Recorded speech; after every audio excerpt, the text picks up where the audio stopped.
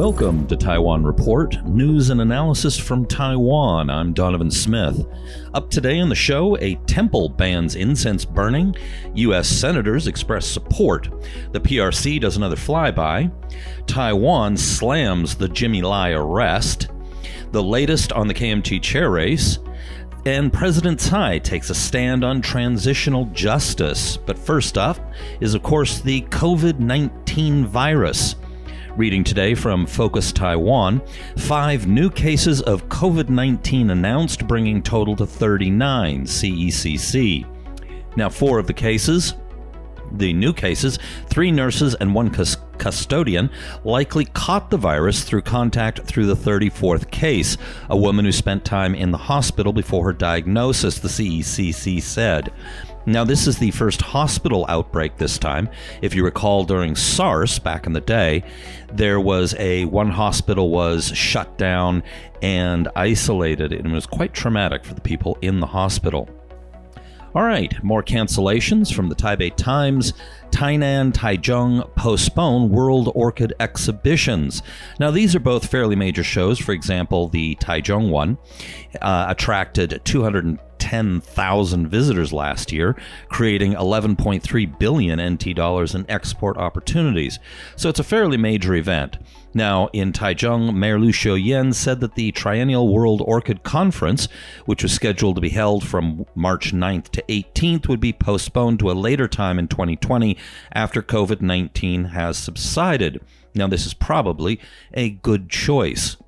In other news, as it says here, Taipei 101 and Pacific Sogo department stores yesterday began taking the temperatures of shoppers, denying entry to those with readings of 37.5 Celsius or higher. Longshan Temple to ban incense burning from March 13th. Reading here from Focus Taiwan, Longshan Temple, one of Taipei's oldest and most popular temples, announced Friday it will ban the use of incense from March 13th due to environmental and health concerns. Quote, "It is okay to pray with your hands as long as you are sincere," said a community chief in the Wanhua district, where the 281-year-old temple's located. The ban represents an extension of the temple's candle-burning ban introduced in May 2019. Now, this is interesting because there's several temples have done this now, including the Xingtian Temple that did it in August of 2014. But there's a lot of these traditional customs that a lot of people now are objecting to. For example, there have been some moves that were falsely reported. There was some fake news about how the government was going to try and ban all incense burning, and that was not actually the case, but it created quite a backlash among religious conservatives. Now, there are other similar traditions, like obviously the candles, the burning, and the burning of paper money at funerals. What's been happening is there have been efforts and this paper money is meant to, you burn it and then it goes into the afterlife to provide money for your ancestors. Now, the money's obviously fake. Now, there have been several efforts. In some cases, they've created paper or fake credit cards to burn, so you don't have to burn so many pieces of paper. In other cases, governments have asked people to bring the paper together so that they can actually burn them in incinerators where they can control the output of the pollution. Another traditional custom is the fattening of pigs for slaughter. That's another one that animal rights activists object to. All right, from Focus Taiwan, senators urge U.S. to send high-level delegation to Tsai's inauguration. 3 American senators on Thursday introduced a resolution calling on U.S. President Donald Trump to send a high-level official delegation to attend the inauguration of President Tsai Ing-wen on May 20th. In a non-binding measure, Republicans Cory Gardner and Jim Risch and Democrat Ed Markey, all of whom sit on the Senate's Foreign Relations Committee, commended Taiwan for its January 11th elections and congratulated Tsai on winning a second term as president. Now, the legislation has not yet been assigned to a committee, but it sends a message, and if it goes out of committee, then possibly they'll vote on it. The problems is it's A, non-binding, B, this is in line with other legislation encouraging high-level contacts, but so far that hasn't really been happening. And 3, President Tsai has already announced that she's going to scale back her inauguration. How much, we don't know. She's going to consult with experts on how much to do so we don't even know if it's going to happen. But it's worth noting that there is absolutely nothing stopping the United States government under any of the agreements that it's signed from sending anybody from the U.S. government, including the president himself, from attending the inauguration. Also from Focus Taiwan, Chinese warplanes fly near southwestern Taiwan, Ministry of National Defense. Chinese warplanes flew in the skies southwest of Taiwan Friday afternoon, and the move has been monitored closely by the country's military. This has been happening quite a bit recently. Taiwan government condemns Hong Kong media tycoon's arrest. Taiwan's government on Friday condemned the arrest of Hong Kong pro-democracy businessman Jimmy Lai by Hong Kong police on charges of illegal assembly and intimidation.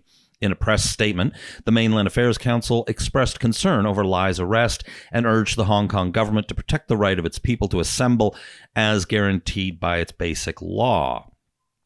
Now, Jimmy Lai is the man who founded Apple Daily, both here and back in Hong Kong, as well as Next magazines. Now, the Taiwan ones, he's long since divested of them.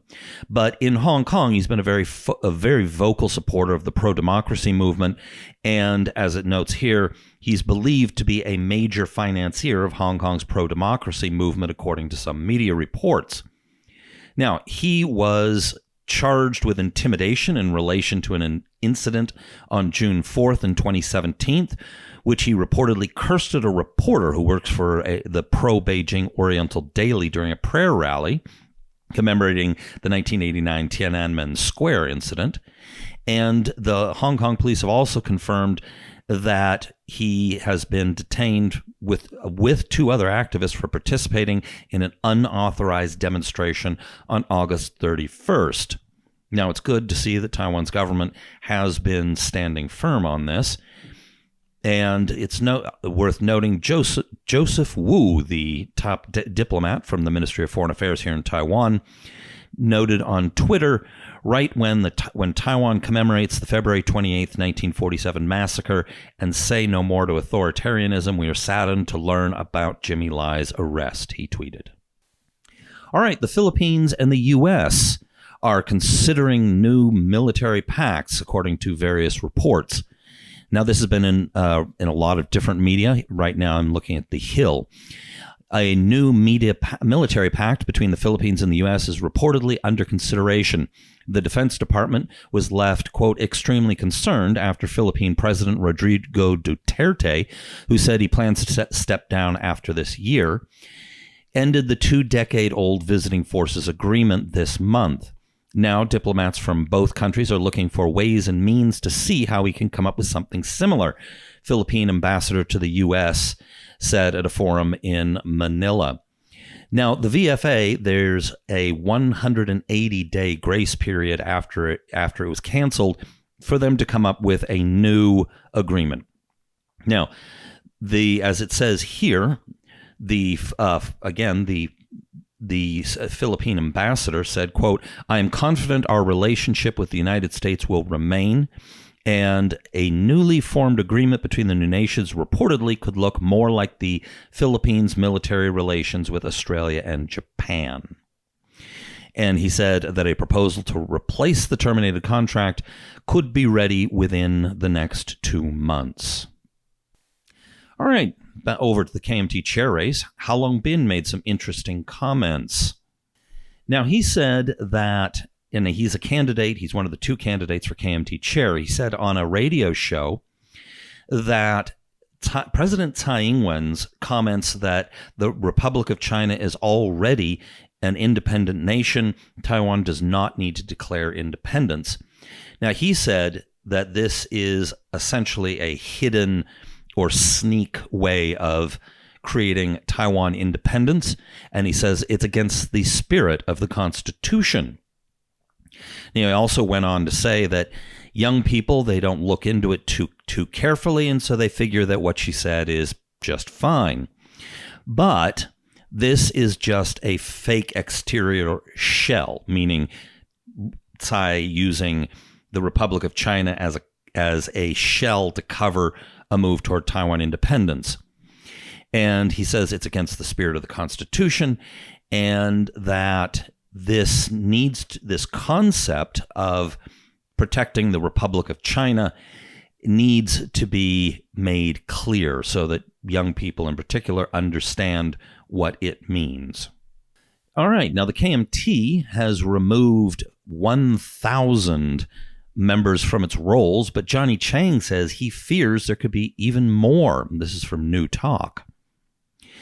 Now, in this article, it was interesting that it points out that there have been a lot of new members have been coming in recently from the Huangfuxing military veterans faction, which is very, very deep blue, and also from specific areas of the country like Zhanghua and Hualien. All right, over to the Taipei Times. NSB must declassify documents. Tsai. President Tsai Ing-wen yesterday said that she has instructed the National Security Bureau to declassify files requested by the Transitional Justice Commission within 1 month, with the exception of the few that cannot be published due to legal restrictions. Now, it moves on, and regarding the files the commission has requested, such as those relating to the deaths of political activist Lin Yixiong's family members and Carnegie Mellon University Assistant Professor of Statistics Chen Wencheng, the Bureau must, quote, maximize transparency and minimize restrictions for public use, she said.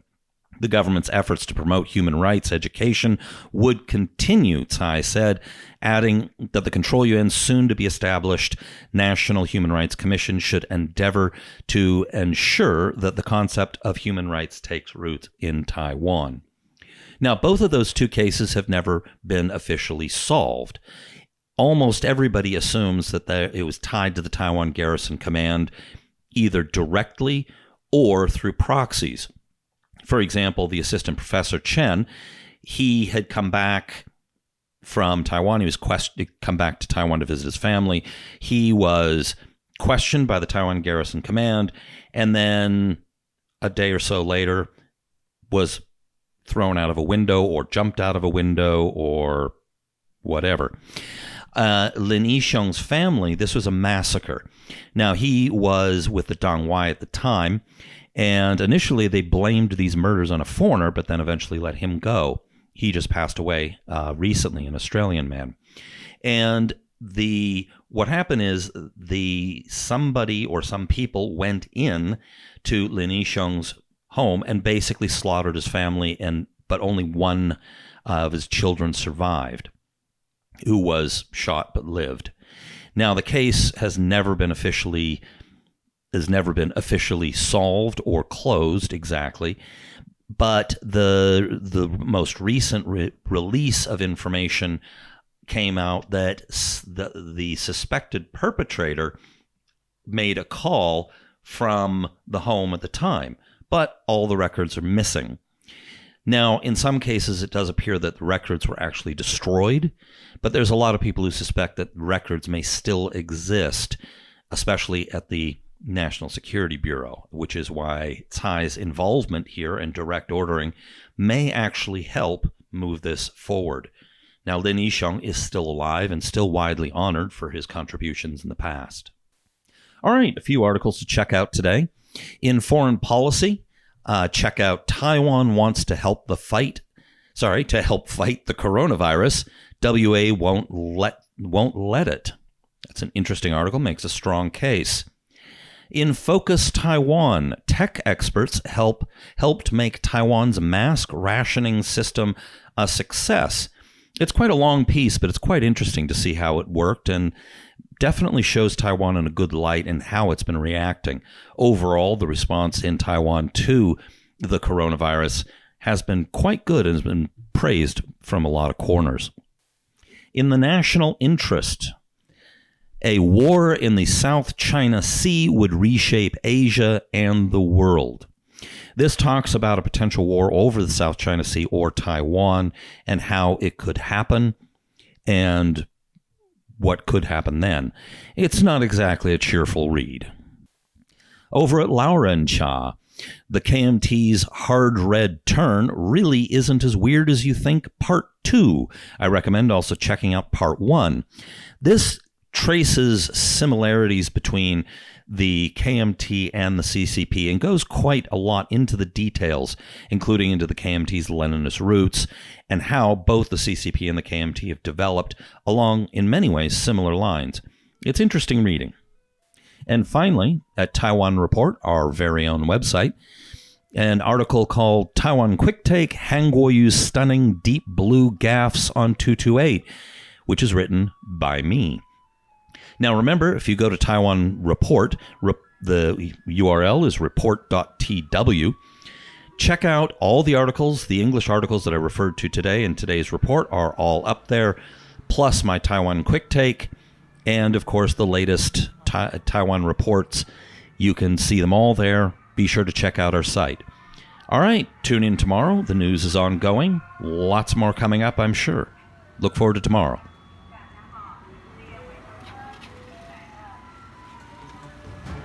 This has been brought to you by the Taiwan Report. For more content like this, become our patron at report.tw. 哎呦，就是那个台湾狗啦，最喜欢我的台湾狗了。